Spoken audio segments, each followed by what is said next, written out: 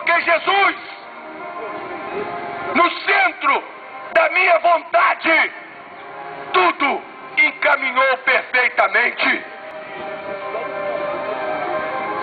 Porque a Bíblia diz, no livro de Salmos, capítulo 127, versículo 1, diz assim a palavra do Senhor: se o Senhor não edificar a tua casa, em vão trabalham aqueles que edificam. Se o Senhor não guardar a sua cidade, em vão guarda os sentinelas. Não tem jeito. Você não precisa pagar sacrifício nenhum. É só você colocar Jesus Cristo no centro da tua vontade.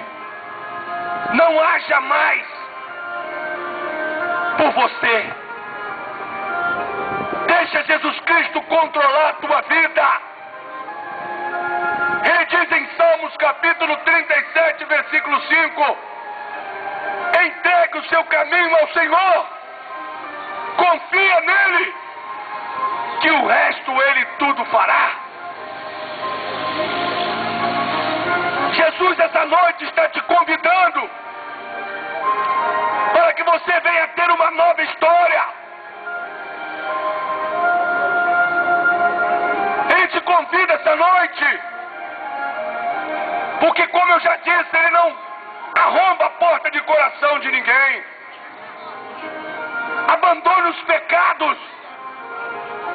Você sabe os pecados que você comete.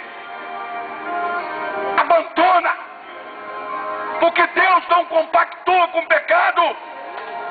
Aonde tem pecado, fede nas narinas de Deus. E quem é o pai do pecado é o diabo. Se você vive no pecado, você é filho do diabo.